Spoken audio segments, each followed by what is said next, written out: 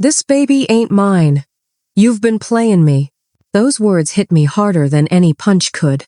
I was 8 months pregnant, standing in my living room, and the man I trusted, my husband, the so-called self-made finance genius, looked me dead in the eye and said it like he was delivering a sentence.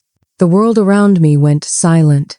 No shouting, no pleading, just a heavy, suffocating silence. Cameras flashed. Reporters scribbled notes.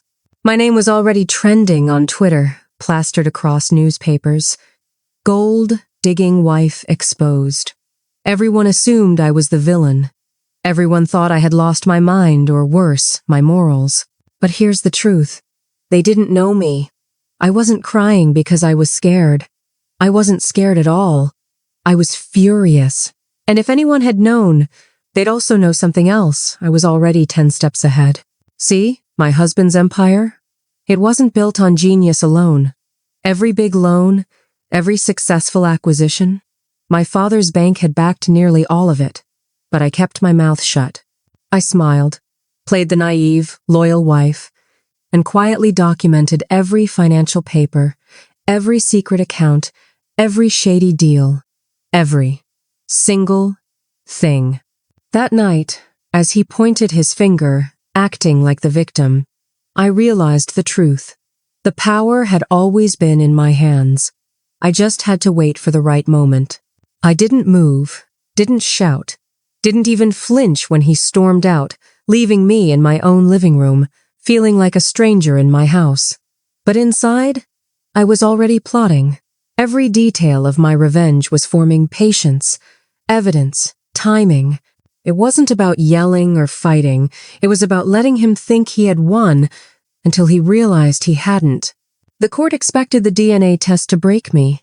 They thought it would decide my fate. But it wasn't about proving the child, it was about revealing who really held the cards. And when the time came, they wouldn't just be shocked, they'd be devastated. Because I wasn't just fighting for my child. I was fighting to take back everything he ever thought he stole from me. And the first twist hit before anyone even expected it. I spent the next few days in a weird kind of calm. Everyone thought I was broken, scared, or defeated. Hell, even my own friends whispered that I looked haunted. But inside, I was like a chess player staring at the board, seeing every move before it even happened. See, while he was out flaunting himself to reporters and calling me every name in the book, I was digging deeper. I pulled out every financial statement, every loan document, every company email he thought I'd never read. It was all there, plain as day. Every penny he'd claimed as profit was traced back to my family's trust. Every company account, every bonus, every private offshore holding. My father had unknowingly bankrolled it all. And me? I had receipts. I had proof. He had built this empire thinking he was untouchable, but he didn't know me. I'd spent years learning the fine print, understanding the loopholes, and keeping detailed notes. While he flexed, I quietly lined up the evidence that could bring him down without anyone realizing I was the one in control. And the audacity of it all? He thought he was smart. Thought I'd be the desperate, crying wife he could intimidate. But I played my part perfectly calm, composed, loyal. A week in, and I was ready to plant seeds of doubt in the right places. A few whispered calls, a few carefully lost emails. And suddenly, the key players in his company started questioning things. The DNA test? He expected it to shame me, humiliate me. But I made sure it was done in a way that exposed everything. Not just the truth about our child, but the truth about him. Every lie, every hidden account, every side deal he thought I didn't know about it was about to come out. And the real kicker? He had an accomplice, a so-called friend, a mistress named Lydia, who was trying to gaslight me, make it seem like I was the villain. She thought she could play the media and the courts against me, but she didn't know that every move she made, every recording, every message, I'd saved. I wasn't just ready to fight, I was ready to win. By the time the court date came for the DNA test, I had already set the trap. Every paper, every account, every recorded conversation, everything aligned perfectly. And when that test came back, it wasn't just the truth about my child that would shock him. It was the proof that he had been living off my family's money all along, and the whole world would finally see it. And when the test results finally came in, he had no idea the storm he'd just unleashed. I'd been quiet for months, letting him swagger around like the king of the damn world. Every headline calling me the greedy, scheming wife, every whispered conversation in his boardrooms, painting me as weak and scared.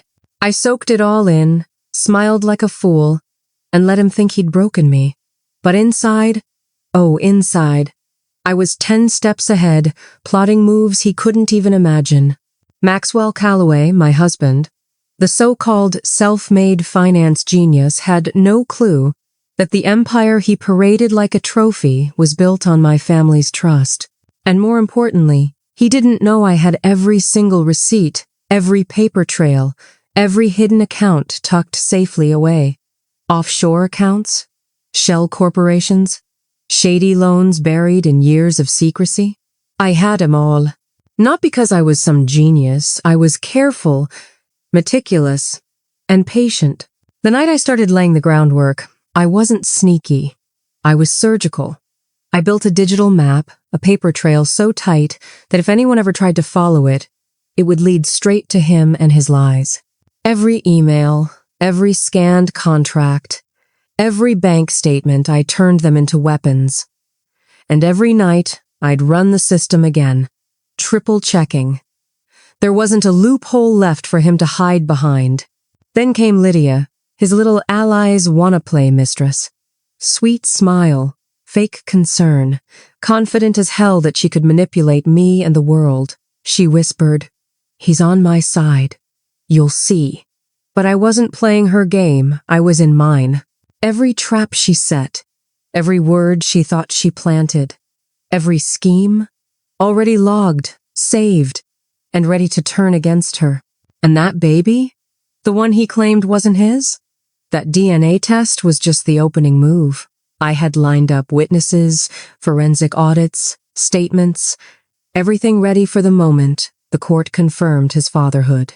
The dominoes were stacked, and when the first one fell, they'd all crash. Every lie, every hidden deal, every arrogant move he thought he'd buried deep.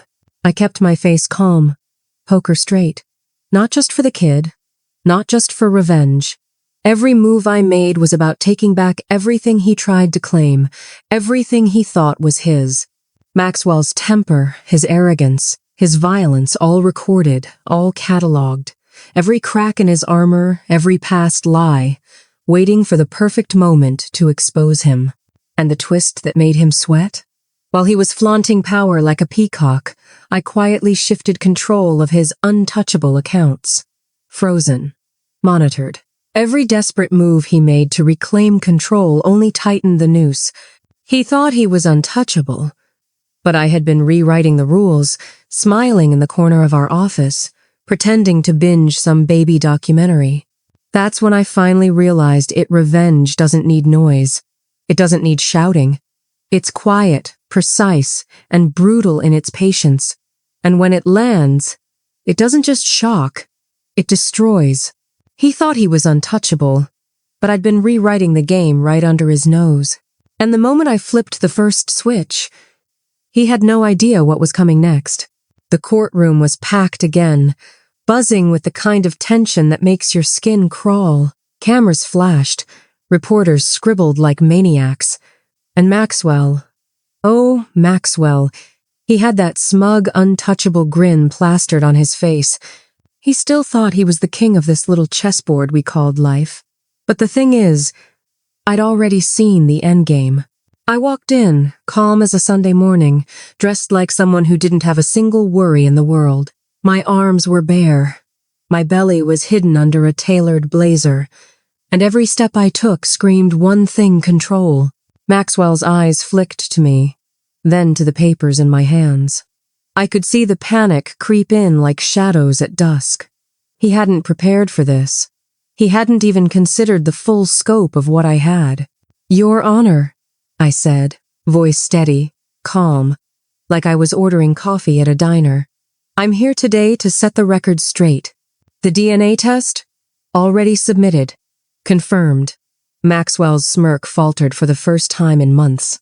The child, he tried to deny his own blood, his own responsibility. And then, like a slow domino, I started laying out the evidence of his financial fraud. My father's trust fund, every loan, every account, every document showing that the empire he flaunted built on what wasn't his. Lydia's whispers and schemes? Exposed. Every backdoor plan she tried to use against me? Revealed in audio recordings, emails, and digital footprints she thought were deleted. She blinked, realizing she had been played at her own game. The courtroom gasped as each piece of evidence fell into place. Maxwell's empire, the image he spent years building it, crumbled in real time. His power evaporated like mist. The judge's gavel became the soundtrack of his downfall. And me?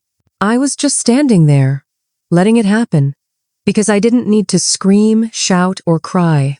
The truth alone was louder than any yelling could ever be. And here's the part everyone missed. Revenge isn't about chaos. It's about timing, about patience, about letting someone think they're untouchable until they wake up one morning to find out they've lost everything. Maxwell lost his company, his name, his reputation, even the illusion of control. Lydia? Exposed and humiliated. And me? Standing tall, reclaiming everything that was rightfully mine, with my child safely by my side. The last thing I said in that courtroom was simple, calm, unshakable. I didn't take anything that wasn't already mine. You were the one standing on someone else's foundation. I just removed the support quietly and legally. And that, my friends, is how the so-called king got checkmated by someone he underestimated. He thought he owned the world, but he didn't see the queen quietly moving her pieces.